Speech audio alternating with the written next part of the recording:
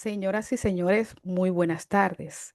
Sean cordialmente bienvenidos a esta conferencia realizada en el marco del Día Internacional de las Personas con Discapacidad, una fecha dedicada a promover la inclusión, los derechos y la visibilidad de los desafíos que enfrentan millones de personas, incluso aquellas que muchas veces no se ven. El Departamento de Evaluación Integral, Diagnóstico y Seguimiento del Centro de Capacitación para Ciegos, CECAPSI, junto al Distrito Educativo 08-05 de la Regional 08 del Ministerio de Educación, agradecen su presencia en este espacio formativo, humano y profundamente necesario. Hoy reflexionaremos bajo el lema Salud mental, cuando lo invisible también limita. Un recordatorio de que las discapacidades no siempre son visibles, pero igualmente impactan la vida, el bienestar y las oportunidades de quienes las viven. En esta tarde compartiremos dos ponencias de gran valor a cargo de dos profesionales del Departamento de Evaluación Integral, Diagnóstico y Seguimiento del CECAPSI. Nuestra primera expositora será la licenciada Delmailin Martínez, psicóloga con maestría en psicología clínica y en neuropsicología clínica. En su trayectoria se ha dedicado al acompañamiento psicológico y al diseño de estrategias para favorecer el desarrollo y aprendizaje de niños y adolescentes, especialmente aquellos con necesidades educativas especiales. En esta ocasión nos presentará el tema Estrategias psicoeducativas efectivas para potenciar el aprendizaje en niños con discapacidad intelectual. Nuestro segundo invitado de esta tarde será el doctor Albert Moscoso, médico psiquiatra de niños, adolescentes y adultos. El doctor Moscoso cuenta con una amplia experiencia en el abordaje de trastornos mentales y del neurodesarrollo, así como en la promoción de la salud emocional en diferentes etapas de la vida. Hoy nos expondrá el tema Discapacidad invisible, cuando la salud mental limita la vida. Antes de dar inicio, les recordamos que al finalizar las ponencias tendremos un breve espacio de preguntas y comentarios. Ahora sí, sin más preámbulos, invitamos a la licenciada Martínez a iniciar su ponencia. Adelante.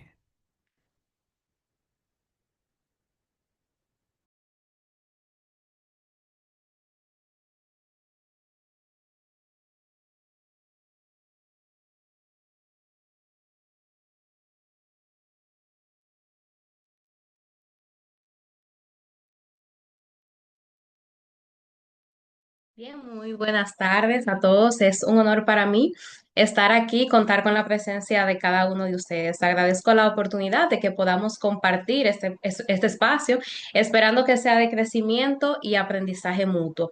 Hoy abordaremos un tema muy importante y es como ya comentaba Ingrid sobre las estrategias psicoeducativas que nos van a permitir acompañar, guiar y fortalecer el aprendizaje en niños con discapacidad intelectual. Vamos a revisar métodos de enseñanza, formas de apoyo, enfoques prácticos que puedan aplicarse en el aula en diferentes contextos educativos. Entonces, para poder iniciar o para poder abordar o utilizar cualquier estrategia, tenemos que conocer lo que vamos a tratar, claro está. Entonces vamos a empezar viendo una definición de lo que es la discapacidad intelectual.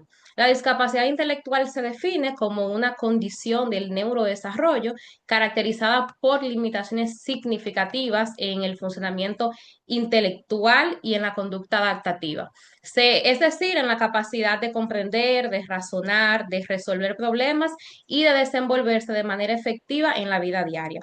Estas limitaciones se manifiestan en tres grandes áreas: las habilidades conceptuales, como lo es el lenguaje, la lectura, la escritura y el pensamiento lógico, así como también en las habilidades sociales, dígase la interacción, la comunicación, la comprensión de las normas sociales, y también en las habilidades prácticas, como lo es el autocuidado, el manejo de materiales, el desenvolvimiento en la vida diaria, cotidiana, como lo es en el hogar y en la escuela. Algo muy importante y es que para poder hablar de discapacidad intelectual, estas dificultades deben estar presentes antes de los 18 años, que es lo que nos va a indicar que se trata de una condición del desarrollo y no de una pérdida adquirida en la adultez. Esta definición entonces nos refuerza que la discapacidad intelectual es diversa y que cada estudiante va a presentar un perfil único de habilidades, de potencialidades y también de retos. Entonces, la discapacidad intelectual suele clasificarse en niveles, es tipo, por ejemplo, leve, moderada y severa, basándose en la necesidad de apoyo que va a requerir el estudiante. En la discapacidad intelectual leve, los estudiantes suelen adquirir habilidades académicas básicas con apoyo y pueden desenvolverse de manera relativamente autónoma en varios contextos. En la discapacidad intelectual moderada, los estudiantes requieren apoyos más frecuentes para la resolución de tareas escolares, la socialización y también el autocuidado. Y ya en la discapacidad severa, ya se implica la necesidad de asistencia constante, rutinas muy estructuradas y materiales altamente adaptados.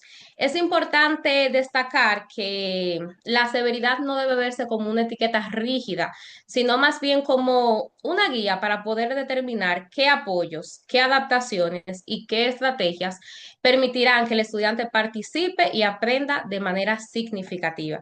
Entonces, para que el estudiante, o sea, para lograr o favorecer ese aprendizaje significativo, es fundamental utilizar métodos que respondan a las características, al ritmo y a las necesidades de cada niño. Entonces, entre esos métodos de enseñanza más efectivos está lo que es la enseñanza estructurada y directa.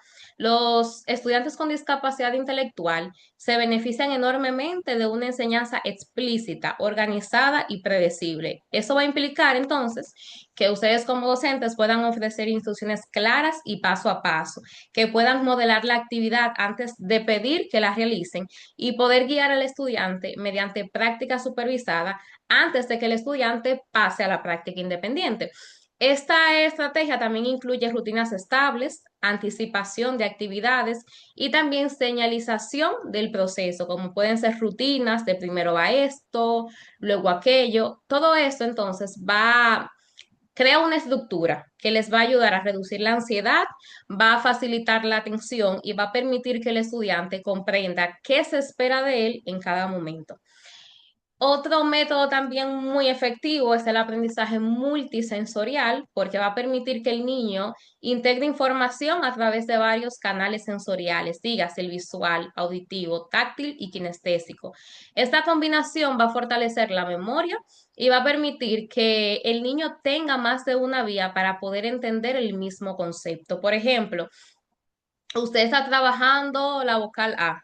Bueno, pues la vocal A usted la puede poner llamativa, en un cartel bien bonito, puede poner una canción que mencione la letra A, puede con un masilla el niño formar la letra A, que viene siendo ya la parte táctil, y el kinestésico se pueden hacer movimientos que figuren la letra A. Entonces, así el niño va a tener más de una forma para aprender ese mismo concepto. Está también lo que es la enseñanza basada en el juego. El juego estructurado va a promover la motivación, la atención y el desarrollo del lenguaje, así también como las habilidades sociales y la resolución de problemas. A mí me encanta la parte de la enseñanza basada en el juego porque el aprendizaje se vuelve mucho más dinámico y también más significativo porque el estudiante no lo va a ver de una forma pesada, por así decirlo, no se va a cargar porque a su entender está jugando. Otra parte también muy importante es el aprendizaje cooperativo, o sea, organizar pequeños grupos donde los estudiantes colaboren, participen y se apoyen mutuamente. Aquí se va a trabajar la comunicación, el respeto y también la interacción social, que es muy importante para los niños que presentan no solamente discapacidad intelectual, sino cualquier tipo de discapacidad. Está también lo que es el aprendizaje funcional. El aprendizaje funcional se centra en enseñar habilidades que sean útiles para la vida diaria y que el estudiante entonces pueda aplicar fuera del aula. Estas actividades pueden incluir, por ejemplo, reconocer el dinero, que puedan seguir instrucciones simples, que puedan desplazarse con seguridad, ya sea en el aula o en otros contextos educativos. que puedan organizar materiales, usar calendarios, medir cantidades o desarrollar también los hábitos de autocuidado, que son muy importantes. Entonces, este enfoque va a fortalecer la independencia, la participación social y además entonces los avances en el aprendizaje funcional tienden a generalizarse más fácilmente a distintos contextos, lo que va a mejorar la calidad de vida del estudiante. Es decir, que las cosas que aprende no se van a limitar solamente en el aula, sino que eso que él aprende en el aula o en el contexto educativo lo pueda poner en práctica en su casa, lo pueda poner en práctica cuando sale al parque, es decir, que lo pueda aplicar en su vida cotidiana. Entonces, ustedes se preguntarán, ¿qué formas o qué tipo de apoyos contamos? ¿Los docentes o se puede apoyar el estudiante? Entonces, aquí vamos a ver las formas de apoyo que nos van a permitir que el estudiante participe y aprenda en igual condiciones. Están los apoyos visuales, muy importantes. Los apoyos visuales son una herramienta clave porque permite que los estudiantes comprendan incluso cuando el lenguaje oral les resulta difícil. Puede incluir horarios visuales, pictogramas, listas de pasos ilustradas, señalización del aula, calendario de actividades, tarjetas de emociones, de comportamiento esperado, secuencias para poder llevar a cabo una tarea como lavarse las manos, recoger materiales, poder resolver un ejercicio.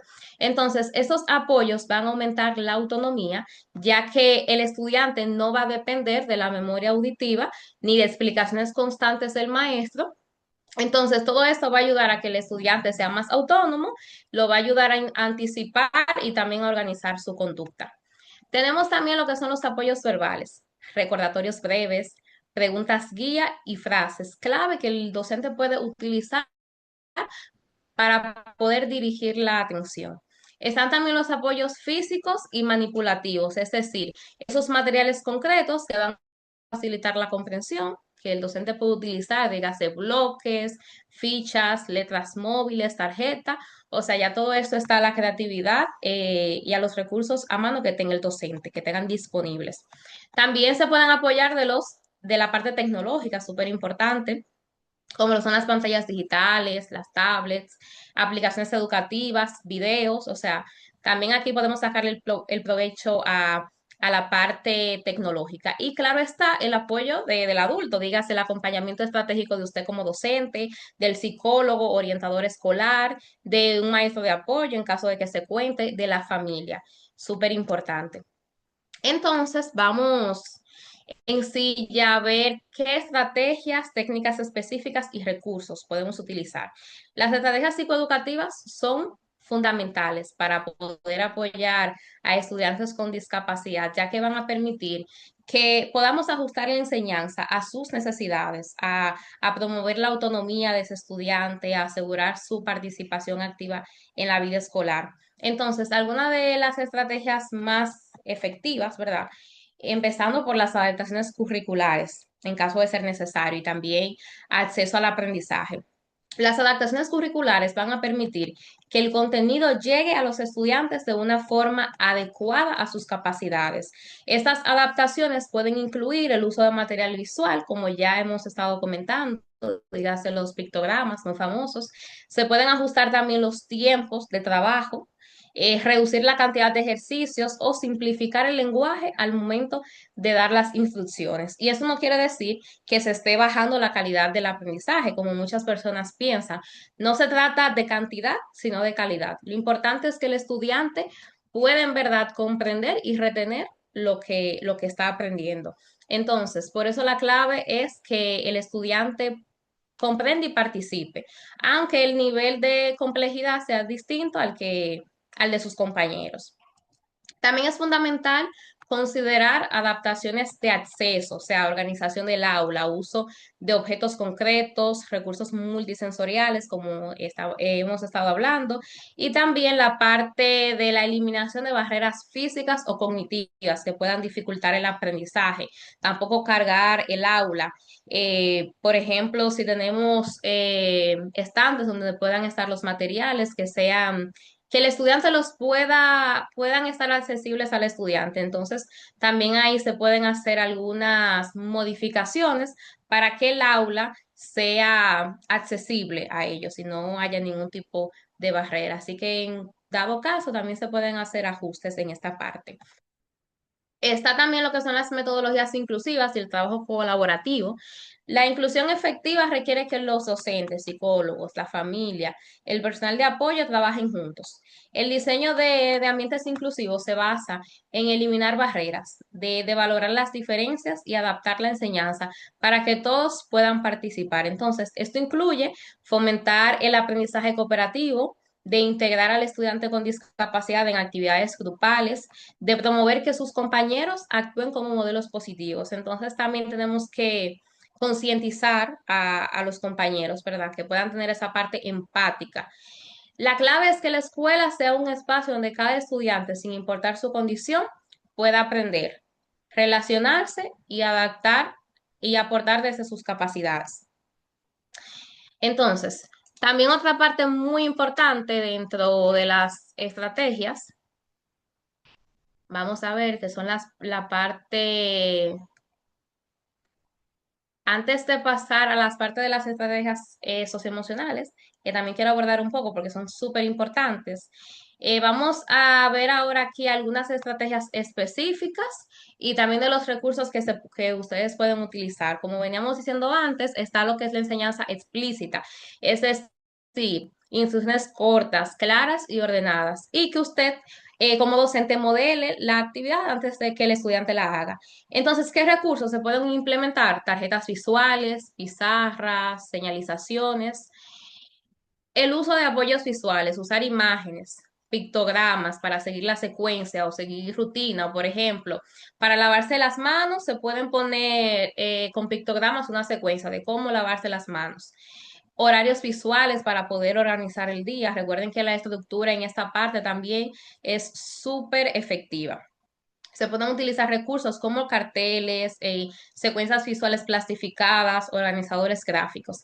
En la parte del aprendizaje funcional, que consiste en enseñar habilidades de la vida diaria, y la aplicación práctica del contenido. Aquí se pueden utilizar, por ejemplo, de recursos, dinero de juguete. Si usted está enseñándole al estudiante en matemática, por ejemplo, a reconocer el dinero, bueno, recetas también visuales. O sea, que usted pueda llevar este contenido abstracto a la vida práctica, a la vida cotidiana. En matemática, en vez de usted trabajar en la pizarra solamente con números, algo, ¿verdad?, que a veces no entienden en la pizarra, bueno, usted utiliza cosas de la vida diaria para contar, por ejemplo, tapitas, palitos de helado, cosas tangibles para que el aprendizaje sea más efectivo. También están lo que son las actividades cortas y variadas, es decir, dividir tareas largas o muy largas, poder alternar actividades atencionales y manipulativas. Es decir, actividades que sean muy largas, ir poniéndola en pasos pequeños primero, que también tiene cierta relación con la enseñanza explícita. Aquí usted puede utilizar rompecabezas para la atención, temporizadores, relojes visuales, para que así entonces el tiempo el estudiante no se lo encuentre tan largo y pueda ser más efectivo. Está también lo que es el material concreto y multisensorial, o sea, trabajar lecturas con tarjetas, con masilla, con objetos reales. Usted puede utilizar bloques, tapas, palitos, letras móviles, objeto del aula también para contar, lápiz, regla. O sea, dejar volar la imaginación en esta parte. Otra estrategia o técnica muy efectiva es la repetición con variación. Repetir el aprendizaje, pero en contextos distintos para poder favorecer la generalización. Dígase lotería de palabras, emparejamiento de imagen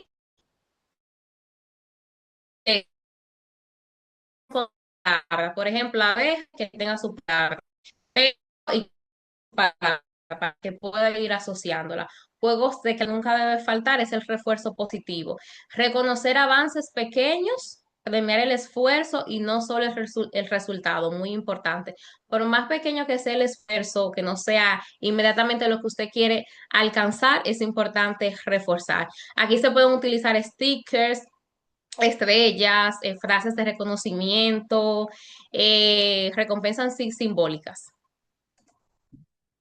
Entonces, también quiero darles algunas estrategias para la parte socioemocional y de conducta. porque muchas veces también, ¿verdad? Los estudiantes con discapacidad pueden enfrentar problemas emocionales, baja autoestima, también la parte de la conducta, conductas desafiantes, porque a veces no saben expresar lo que están sintiendo, ¿verdad? A veces es más difícil. Si para un niño es más difícil reconocer sus emociones, imagínense ustedes ya en la parte de la discapacidad se vuelve mucho más complicado. Entonces, muchos estudiantes con discapacidad presentan dificultades en la regulación emocional y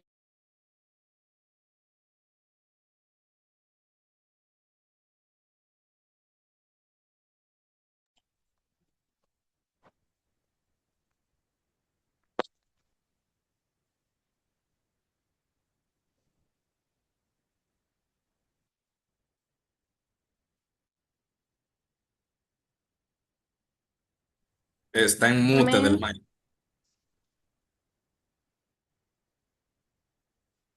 Damos un momentito, parece que ella está presentando problemas con... ahora me escuchan. Sí, sí, Ajá. ¿Me pueden escuchar ahora? sí. Bien, disculpen, ustedes saben, estoy en vivo, la tecnología.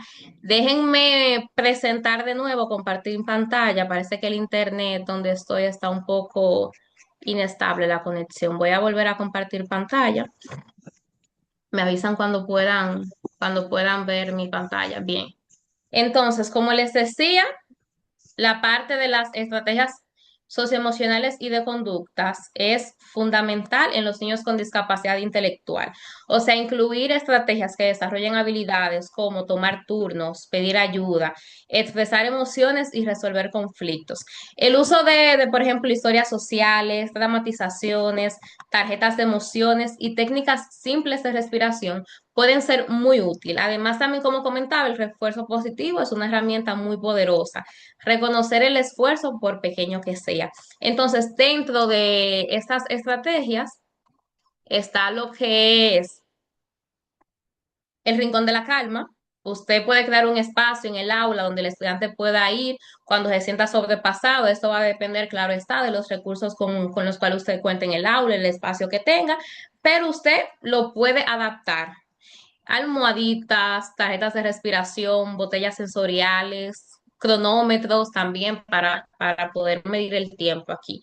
Está también la parte de historias sociales, es decir, presentar situaciones como, por ejemplo, recrear una situación de esperar un turno, recrear situaciones donde el estudiante tenga que pedir ayuda, ¿verdad? Poder dramatizar para enseñarle esa parte al estudiante, con recursos como son historias ilustradas, tarjetas de roles, videos breves, para poder enseñar al estudiante cosas también que le van a servir en la vida diaria. Y dentro de eso está también lo que es el semáforo emocional, ayudar a identificar emociones usando, por ejemplo, colores como rojo, si estoy muy enojado, amarillo, qué cosas me enojan, y verde entonces antes de prevenir esas cosas que tal vez lo puedan desregular emocionalmente. Entonces, dentro de los recursos que se pueden utilizar está un cartel de semáforo grande que se puede también incluir en el rincón de la calma, tarjetas de emociones, hasta espejo para que ellos puedan reconocer sus emociones. Por ejemplo, usted mismo le puede decir, puede hacer una cara feliz y dice, ¿qué emoción es esta? Una cara triste para que él aprenda también a reconocer las de otras personas y las suyas. Y como decía también, rutinas claras, que eso también es muy importante para la parte emocional y de conducta. Mantener horarios, anticipar cambios, usar señales. Aquí usted puede utilizar un calendario visual, un horario plastificado de la rutina del día a día. También puede utilizar algún sonido cuando se va a cambiar de actividad. Claro está, si en su aula no hay ningún estudiante que tenga algún tema con el ruido. También otra cosa es el tiempo fuera positivo, dar un espacio breve para poder recuperar el control cuando el estudiante se sobrecarga o hay una parte de desregulación. Aquí usted puede utilizar el mismo rincón de la calma, puede utilizar temporizadores, bueno, 5 minutos, tiempo fuera, y que el estudiante pueda observar en un temporizador o un reloj que de verdad pase el tiempo, los 5 minutos. Entonces también puede utilizar juegos socioemocionales, como es, aquí también se va a seguir trabajando con los turnos, con la parte de la cooperación, de las habilidades sociales. mediante juegos estructurados. Usted puede incorporar juegos, por ejemplo, de memoria, juegos de mesa simple, donde el estudiante tenga que esperar su turno para también seguir trabajando esta parte. Y también otra parte súper importante son las estrategias para el manejo de la frustración, que suele pasar mucho cuando estos estudiantes tal vez ven, observan que sus compañeros están avanzando o usted pone una actividad y todo el mundo la puede hacer menos él, entonces aparece lo que es la frustración. Entonces, para esto se pueden utilizar estrategias como técnicas de respiración guiada, enseñar al estudiante respiraciones profundas antes de empezar una difícil. Descomponer las tareas difíciles, como decimos, paso a paso en pasos pequeños y concretos. Señal visual de ayuda, dígase, permitir que el estudiante levante una tarjeta cuando necesite apoyo o cuando necesite más tiempo extra, por así decirlo. Y entrenamiento también muy importante en tolerancia para poder esperar turnos. Usted puede utilizar aquí mismo también juegos de turnos cortos. ¿Pueden ver la diapositiva? Sí, se está viendo. Ok, perfecto. Entonces, ya para ir culminando, también está lo que es la elección limitada, o sea, permitir al niño elegir entre dos opciones. Por ejemplo, vas a utilizar, ¿quieres utilizar lápiz o marcador? Eh, por ejemplo, ¿quieres trabajar en el cuaderno, trabajar con material plastificado? O sea, poder que el niño pueda elegir el material, el lugar y la forma en la que va a trabajar. También anticipación de dificultades, una estrategia súper útil y es que antes de comenzar explicar qué partes pueden ser difíciles de la actividad y de cómo pedir ayuda. Y por último, ya en esta parte de las estrategias de frustración, refuerzo del autocontrol, poder elogiar cualquier intento de autorregulación. Es como la parte del refuerzo positivo, pero más aplicado con la parte de las emociones y de la conducta. Usted puede tener un registro anecdótico, frases positivas preparadas para cuando el estudiante logra autorregularse, usted pueda reconocerlo simbólicamente. Entonces, ya para ir concluyendo aquí, decirles que aquí puse algunos recursos para el aula, sea de manera colectiva, por ejemplo, material visual que pueden utilizar, de los que ya he mencionado, pictogramas, fotos, organizadores gráficos, secuencias. Del material multisensorial pueden utilizar letras, móviles, figuras geométricas, botellas sensoriales. En el material de conducta pueden aplicar tablas de refuerzo, sistemas de punto, tarjetas de emociones, muy importante. En el material estructural, horarios visuales, listas de tareas, temporizadores. Y en la parte emocional, espejo, tarjetas de emociones, pelotas antiestrés también muy importantes. Entonces, aquí, ya para la parte final, decirles que enseñar, ¿me pueden decir ahí? Sí, creo que me escuchan bien. Enseñar a niños con discapacidad intelectual requiere sensibilidad, creatividad y compromiso. La inclusión educativa se construye día a día mediante estrategias, como hemos visto hoy, métodos de enseñanza, que van a permitir que cada niño aprenda desde sus fortalezas, participe plenamente y se sienta valorado. Cuando aplicamos métodos de enseñanza adecuados, brindamos apoyos oportunos, el aprendizaje se convierte en una experiencia significativa y transformadora. Aceptar, adaptar, estructurar, apoyar, visualizar, funcionalizar e incluir son los pilares que permiten que cada estudiante con discapacidad avance a su ritmo, muestre sus capacidades y participe plenamente en la vida escolar. Entonces, los voy a dejar con esta frase de despedida, y es que educar no es transmitir.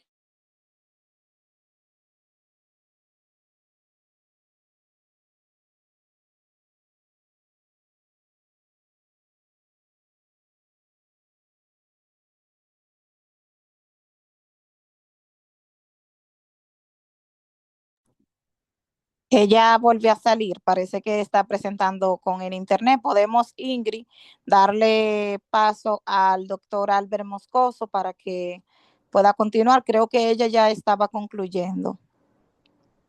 Bien, perfecto, Ana. El doctor Moscoso, adelante.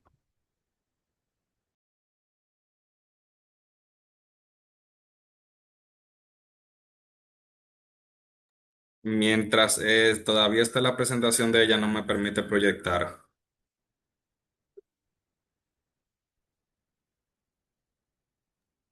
Vamos a darle un momentito a que ella pueda conectarse para que pueda así entonces proyectar. Perfecto.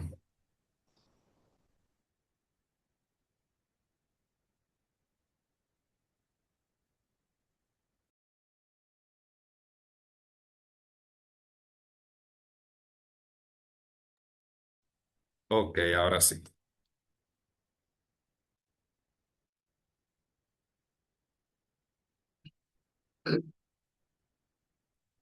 ¿Me confirman, por favor, que se vea Sí, se está viendo la la presentación. diapositiva? Perfecto, muchísimas gracias. Buenas tardes a todos los que nos acompañan por acá, valga la redundancia, esta tarde. Y luego de esa ponencia, el del mayo, me la encontré bastante interesante, pues nos habla de esa discapacidad igual que la que yo voy a hablar, que no se ve cuando salimos a la calle. Por eso el título que se le decidió poner a la presentación y de lo que vamos a hablar un poquito ahora es esta discapacidad invisible cuando la salud mental limita la vida. ¿Y por qué este nombre? Pues precisamente porque existen muchas otras discapacidades desde el punto de vista de la salud mental que impiden que una persona pueda desarrollar su vida cotidiana. Y no solamente necesito que sea una discapacidad física. Y eso lo vamos a ir desglosando un poquito en el transcurso de la presentación. ¿Qué pasa? Que durante muchos años, siempre asociamos la palabra discapacidad solamente para las discapacidades físicas, visibles. Una silla de rueda, un bastón, una prótesis, un audífono para poder escuchar.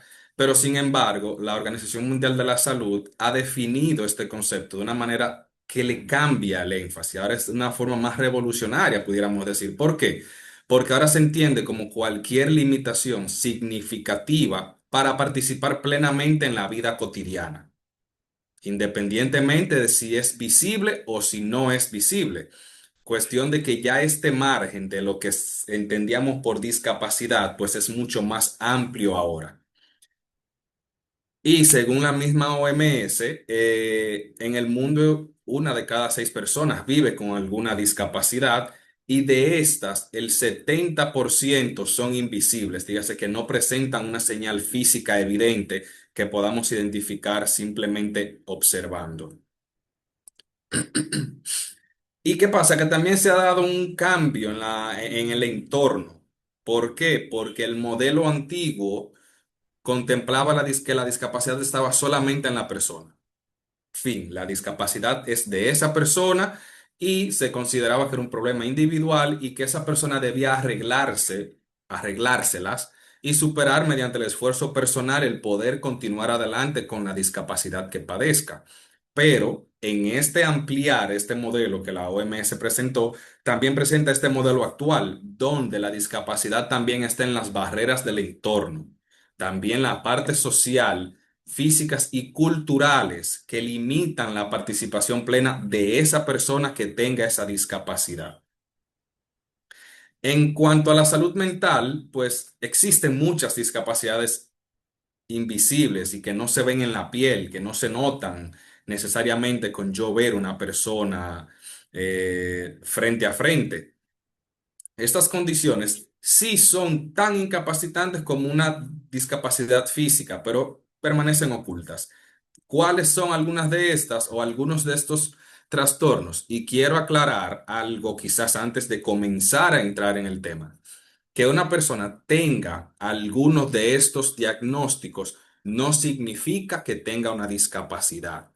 Y lo vamos a ir viendo dentro de cada uno de ellos. ¿Por qué? Comencemos con el primero. Depresión severa. Es cierto que hay muchas personas con un trastorno depresivo que son funcionales, laboral, personalmente, de hecho van a actividades sociales, pero fuera de ahí, entonces viene la sintomatología depresiva y decimos, bueno, esa persona no tiene una discapacidad. ¿Por qué? Porque puede cumplir plenamente con toda su cotidianidad. Sin embargo, cuando ya hay una depresión severa, que se presenta esta falta de interés, de motivación de yo hacer las actividades, fatiga, un cansancio, problemas de sueño, incapacidad para yo realizar mis tareas básicas, ya aquí sí se va convirtiendo en una discapacidad.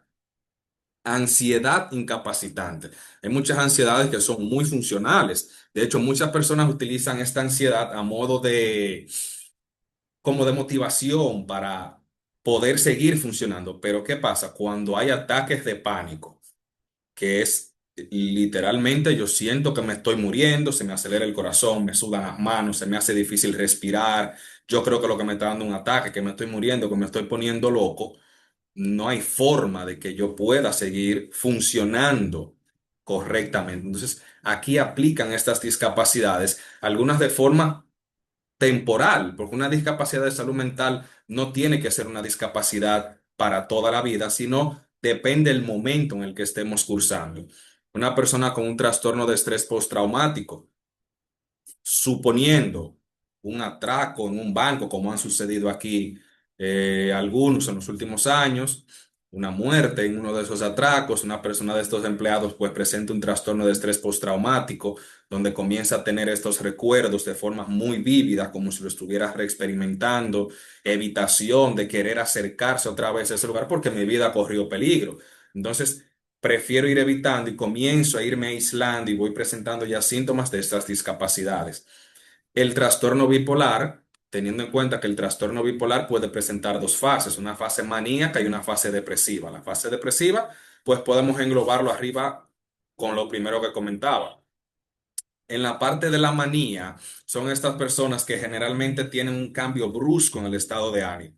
Caminan mucho, hablan mucho, regalan las cosas, a veces se desnudan de forma provocativa y en el ámbito laboral, personal, como que ya sí comienzan a haber ciertas limitaciones. Este, que es uno de los que pudiera representar de las mayores discapacidades de salud mental, que es la esquizofrenia. ¿Por qué? Porque aquí hay una alteración completa en la percepción, el pensamiento, el comportamiento, y es lo que se denomina la esquizofrenia, un rompimiento del yo. Hay un rompimiento completo de lo que yo era y lo que soy ahora. Muchas alucinaciones auditivas, ideas de daño, delirantes, de persecución. Entonces, todo esto comienza a hacer que el paciente vaya cambiando la conducta. Generalmente no salen de casa, trancan todas las ventanas, siempre están vigilando porque me quieren matar. Yo lo que me como, si no lo cocino yo o si no es algo que me pasan, pero que sea enlatado y que sea yo que lo destape, no me lo como porque por ahí me van a matar. Pues lógicamente esto va a ir representando una discapacidad en estas personas. Estas últimas dos que pongo aquí debajo, que son trastornos del neurodesarrollo, autismo y TDAH. El autismo, sabemos, pues los problemas de la comunicación, la interacción social que pueden tener estas personas, pero por el hecho de yo ser autista no significa que yo tenga una discapacidad, porque pasa igual que con la depresión, hay varios niveles de presentación. Hay un autismo de nivel uno de muy alto funcionamiento, que son personas que trabajan, se desenvuelven muy bien académicamente, pueden tener una familia. Entonces, aquí no está esa discapacidad como lo ha descrito la OMS de forma reciente. Sin embargo, en un autismo ya nivel 2, nivel 3, que necesita apoyo para poder cumplir las necesidades básicas, pues aquí el panorama ya cambia y es distinto. Igual que una persona con TDAH, por las dificultades en la atención, la concentración y la regulación de los impulsos, muchas veces, por lo menos en las escuelas, nos damos cuenta de que de estos chicos a veces es difícil poder mantenerlos en el aula. Y aquí otra vez cambia un poquito el panorama de lo que sería una discapacidad y lo que no.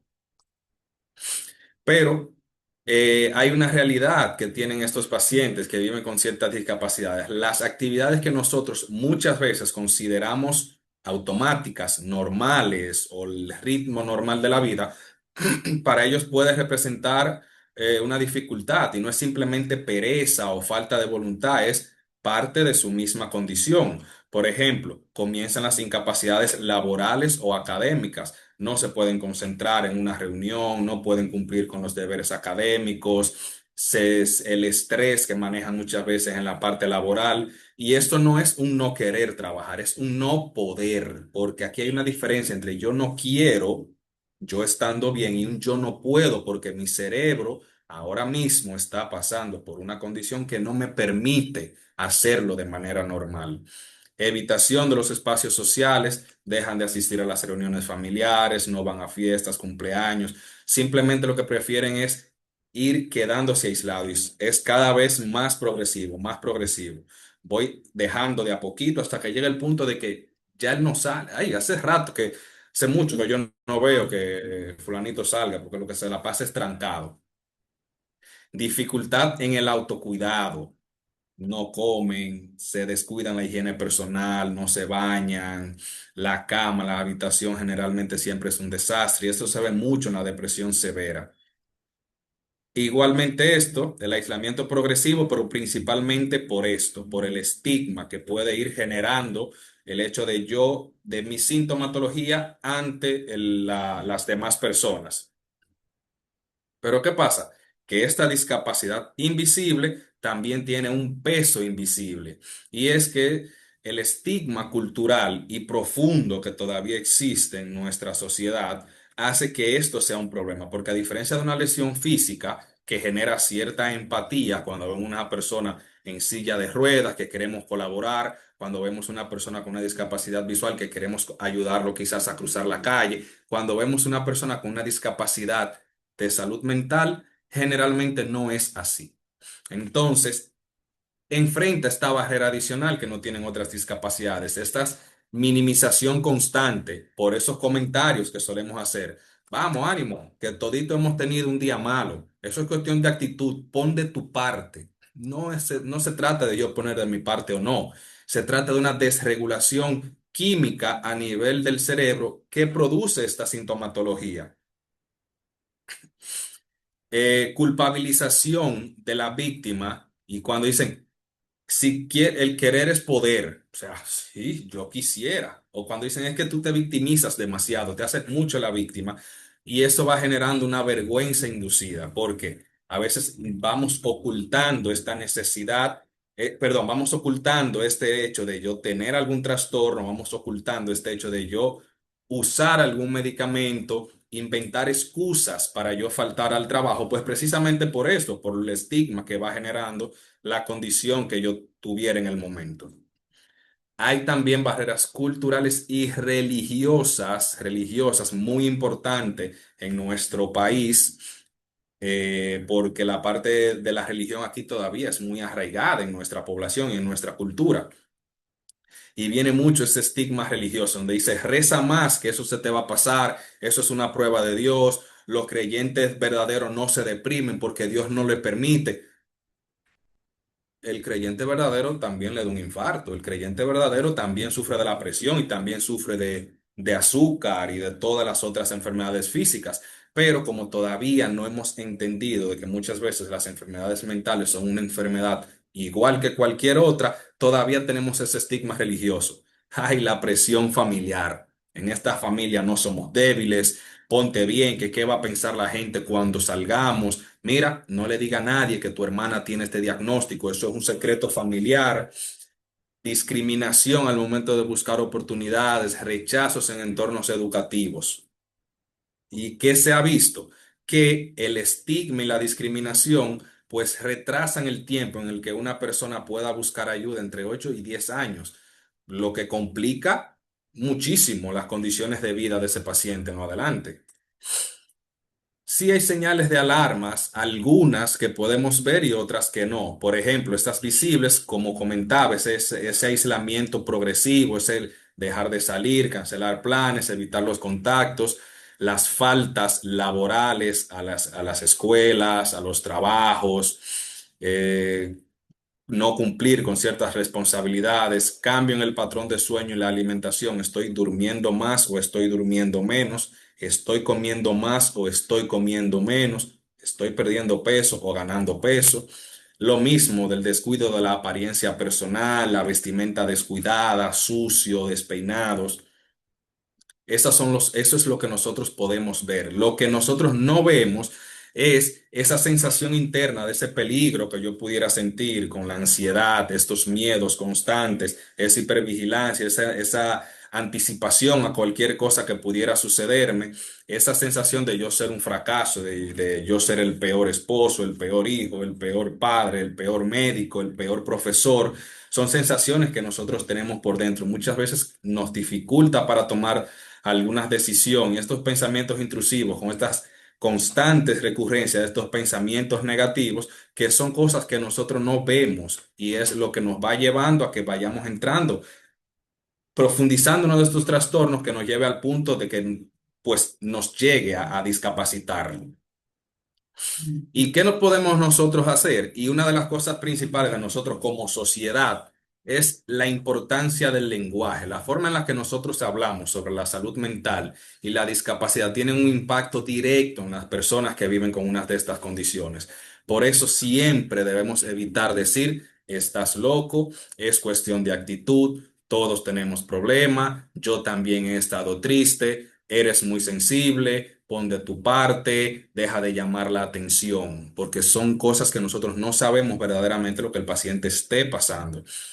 Si cambiamos esto por un ¿cómo te puedo ayudar? Yo te escucho, yo no te estoy juzgando, simplemente te escucho. Validar el sentimiento de los demás, mostrarle que no está solo, motivarlo a buscar ayuda.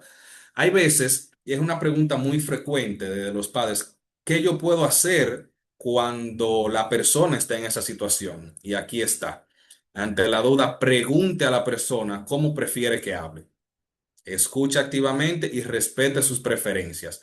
No creer que lo que yo digo es lo que él quiere escuchar, sino es cómo te ayudo. ¿Qué puedo hacer para ayudar a que te sientas mejor? Ya, no querer yo ser el que entienda que lo que yo diga es lo que va a hacer que esa persona se sienta mejor. Adaptaciones sociales que se pudieran hacer con horarios flexibles que se le permita tanto a los trabajadores, los empleados y los estudiantes el espacio para asistir a las distintas terapias o distintas citas y, como decía Del Mailin, tiempos para poder gestionar estos crisis o estos exabruptos emocionales que pudiéramos tener. Espacios sensoriales amigables, con buena iluminación, poco ruido, generalmente en pacientes como TDAH y autismo, que a veces tienden a ser muy hipersensibles a esos estímulos sonoros. Instrucciones claras y por escrito, reducir esta carga de información cuando queremos obtener algo y tratar de ser lo más concreto posible. Necesito que me hagas esto, esto y esto. Confirmar que se entendió o que se escuchó. Y lo hacemos nosotros en la consulta y no tiene que ser algo del otro mundo. Generalmente hacemos un recetario, claro, quizás no todo el mundo lo haga. Hago un recetario, se lo explico, le digo yo, ok, ahí está, ¿alguna duda? ¿Usted entiende qué es lo que va a hacer? Porque es la forma en la que yo puedo quedarme tranquilo de que quien está frente a mí entendió el mensaje o entendió las pautas que vamos a seguir. En el caso de esto, cuando sea posible y haya algún impedimento, pues la virtualidad. La pandemia llegó y nos brindó estas facilidades de la virtualidad que podemos continuar utilizando, igual en la parte educativa y una comunicación comprensiva con estas personas. Entender que muchas veces estas personas necesitan un poquito más de tiempo que alguien que no tenga algunas de estas discapacidades para poder comunicarse mejor, sea escrito, sea verbal. Generalmente este pensamiento a veces suele ser un poco más lento, por lo que tenemos que darle el tiempo a que pueda formular lo que nos quiere decir para poder expresar lo que está sintiendo. Y ese mensaje que lo vi me gustó bastante porque la salud mental también merece rampas. Las rampas no solamente para las sillas de ruedas, la salud mental también necesita estos pequeños ajustes de la sociedad para verdaderamente ir eliminando estas barreras del estigma que pueden existir. También, ¿qué podemos hacer? Acciones concretas, educarnos y desaprender prejuicios, informarnos de la salud mental de fuentes concretas y muchas veces cuestionar nuestras creencias y estar dispuestos a cambiar ciertas perspectivas que hemos sostenido durante años. Eso principalmente con las generaciones actuales, con la forma de educarnos, la forma de corregirnos. Muchas veces entendemos, a mí me daban 300 pelas y me hincaban en un guayo y mira cómo yo sigo. Entonces, es ir cambiando un poquito esta forma de nuestras creencias. Visibilizar sin romantizar, hablar abiertamente de la salud mental no es nada que me debilite, al contrario, hablar de la salud mental promueve la salud mental. Defender las políticas públicas inclusivas, ofrecer apoyo sin paternalismo, y es prácticamente lo mismo que decía, preguntar cómo yo te puedo ayudar, escuchar más y aconsejar menos, muchas veces es lo que se necesita. En el entorno laboral, pues jefes, gerentes, supervisores, cierta formación en salud mental para que puedan aprender a reconocer algunas de estas señales, igual que con los maestros, como algunas de las conferencias que he hecho anteriormente, donde se pueden ver estas señales a veces sutiles, pero que nos pueden ir haciendo, encendiendo ese bombillito. Políticas de licencias por salud mental, tratar de comenzar a aceptar más las licencias de salud mental sin requerir justificaciones excesivas. Yo no tengo que justificarle a una empresa o a una escuela por qué yo entiendo que el paciente amerita una licencia, porque la salud mental es una enfermedad. Entonces a veces piden un diagnóstico, no es necesario, no es necesario porque el médico, y más ahora, hay leyes que es cierto, se hacía esa práctica, falsificación de certificados médicos y demás, pero ya hay leyes que se están implementando que una receta, una certificación de salud mental falsa, pues me puede a mí hasta llevar a la cárcel. Entonces, oye, yo prefiero lo mismo antes que yo emitir un certificado falso. Entonces, tomarlas como válidas sin pedir muchas justificaciones excesivas. Una cultura de apertura y seguridad en cuanto a la salud mental, recursos de apoyos accesibles. En el sistema educativo, pues una educación emocional curricular donde se pueda integrar, hablar de la gestión del estrés, hablar de salud mental con los estudiantes, normalizar estas conversaciones entre ellos, psicólogos escolares accesibles, adaptaciones académicas. No todos los chicos tienen las mismas capacidades y esto es algo que es importante que tengamos en cuenta. Hay niños que para poder entender una pregunta y contestarla, la ven y ya le están respondiendo. Hay otros que la ven y por una condición tardan más en poder llegar a la respuesta y cuando venimos a ver se pasó el tiempo del examen y el muchacho hace así. Pero a mí me queda la mitad vacía y es precisamente esto. Hay ciertas limitaciones que no le impiden poder desarrollarse como otros a la misma velocidad. Y esto, tolerancia cero al acoso tenemos que todavía poner manos duras con esto del bullying. Buscar ayuda profesional, terapia, psicología, psiquiatría, grupos de apoyo, líneas de crisis. Ya para ir finalizando, hay algunos mitos sobre la salud mental y me gustaría aclarar algunos de estos. Por ejemplo, uno de los mitos es que eso es falta de voluntad. Y es como comentaba ahorita, la realidad es que las condiciones de salud mental tienen bases neurobiológicas, genéticas, ambientales, y no se curan con un echarle ganas ni con un pon de tu parte. Las personas con problemas mentales son peligrosas y ese es uno de los mitos quizás más grandes que hay, pero eso no es cierto. Las personas con condiciones mentales, al contrario, tienen más probabilidades de ser víctimas de violencia que de ser los perpetuadores de la violencia. Tomar medicamentos es una señal de debilidad. ¿Por qué? Si el hipertenso se toma su antihipertensivo y eso no lo hace más débil que el otro. La medicación psiquiátrica es una herramienta necesaria para muchas personas. Nadie cuestiona la insulina para la diabetes si la necesita de verdad.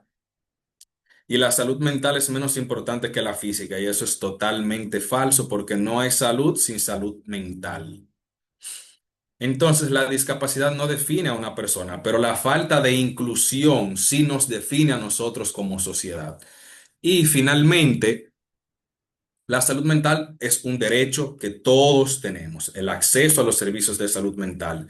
Y cada persona, sin importar su condición de salud mental, merece dignidad, autonomía, inclusión, apoyo y esperanza. Finalmente, no todas las discapacidades usan silla de rueda y por eso pues se trató esto de las discapacidades invisibles, que son estas que nosotros no podemos ver de forma clara, por así decirlo. Muchísimas gracias. Bien, agradecemos profundamente a ambos expositores, a la licenciada Martínez por recordarnos la importancia de intervenir, acompañar y educar con propósito y sensibilidad, y al doctor Moscoso por ayudarnos a comprender mejor la realidad de las discapacidades invisibles y su impacto en la calidad de vida de quienes la padecen. De inmediato iniciamos un segmento de preguntas y respuestas con el fin de aclarar cualquier duda y también que puedan expresar sus comentarios. Los que tengan preguntas o comentarios podrán hacerlo de dos maneras. Primero, levantando la mano virtual, que es la reacción que proporciona el Zoom, y les daremos la palabra en orden. Y los que por alguna razón no puedan activar sus micrófonos, pueden hacerlo a través del chat y los leeremos en orden y responderemos tantos como el tiempo lo permita. Los que tengan preguntas, favor levantar la mano o hacerla o escribirla en el chat. Pueden hacer preguntas, también comentarios.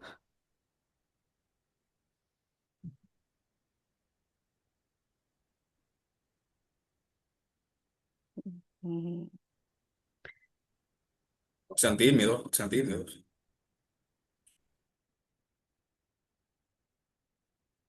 sí. Bueno, Quizás todo estuvo muy claro y no quieran preguntar, tal vez entendieron todo o no entendieron nada. Dos opciones. Yo espero que sea la primera, que bueno, se haya entendido todo. en el chat hay una persona que tiene una pregunta. Adelante, si quiere le escribe o active su micrófono.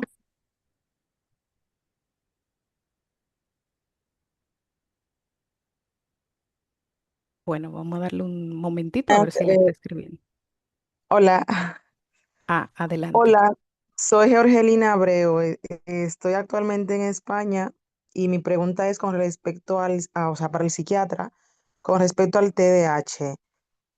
O sea, me gustaría saber si actualmente cómo está el tema de la medicación en el TDAH en República Dominicana, porque yo en España lo estoy viviendo porque durante mi tesis doctoral yo evalué niños con TDAH y había niños que sí necesitaban la medicación, pero había otros que no. Entonces me gustaría saber en República Dominicana cómo está ese tema, si se están medicando más niños o cómo va, o para las familias, qué se le dice para que entienda que hay niños con un TDAH profundo que necesitan medicación y otros, sin embargo, no, que solamente necesitan una terapia psicológica. Sí, sí, muy interesante. Y pasa eso, que el TDAH, yo ser TDAH no es sinónimo de yo necesitar algún psicoestimulante para tratar la condición. Hay quienes efectivamente no necesitan un medicamento para poder ser funcionales. Pero sí, aquí lo único es que lamentablemente, a diferencia quizás de en España, que hay otras moléculas que puedan ser utilizadas para tratar el TDAH, actualmente aquí solamente contamos con metilfenidato. Por lo que muchas veces se limita. ¿Por qué? Porque no todos incluso responden al metilfenidato. Y algunos sí responden, pero quizás la sintomatología de los efectos adversos sea mucho mayor que la respuesta. Entonces, lo que nos queda es tratar de mantener un esquema terapéutico, conductual, ocupacional y demás para tratar de mantener estabilizada esta conducta de estos chicos. Pero generalmente sí, aquí la medicación con el TDAH se ha estado y de hecho algo que me enteré ayer, sí ayer y que fue algo que me puso un poco feliz, es que se incluyó el metilfenidato en el plan ya de la PDSS para la cobertura de los seguros contributivos, que antes ese medicamento no tenía cobertura acá, pero por lo menos ya sí está en la cobertura de las ARS, que puede beneficiar mucho más al momento de iniciar toda esta parte farmacológica. Muchas gracias por la respuesta. Gracias por la respuesta, doctor. En el chat, una participante pregunta si el trastorno de ansiedad se puede medicar.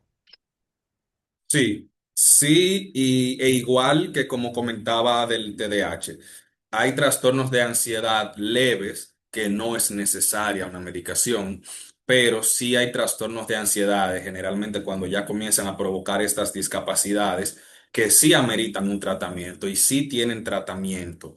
Lo importante es evaluarse y no tomar un tratamiento que le funcionó a un vecino que tenía lo mismo que yo porque cada uno de nosotros tenemos indicaciones distintas y hay varios fármacos que se tienen que tomar en consideración mediante un examen mental y a veces ciertas analíticas que se solicitan. Perfecto, gracias. ¿Quién más tiene preguntas, comentarios?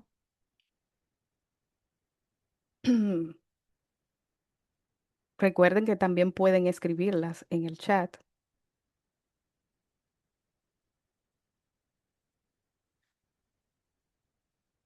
Bueno, si no hay más preguntas o comentarios, pasamos al cierre de esta actividad formativa. Y en nombre del Departamento de Evaluación Integral, Diagnóstico y Seguimiento del CECAPSI y del Distrito Educativo 08-05, expresamos nuestro sincero agradecimiento a nuestros expositores por su entrega, dedicación y calidad profesional. Asimismo, extendemos nuestro agradecimiento a todas las personas que se conectaron esta tarde, docentes, profesionales de la salud y miembros de la comunidad educativa. Sin ustedes, este espacio no habría sido posible. Su participación refleja un compromiso genuino con la inclusión, la concienciación y el bienestar de las personas con discapacidad. Recordemos siempre que la inclusión no es un evento, es una práctica diaria y que las discapacidades invisibles también merecen comprensión, apoyo y respeto.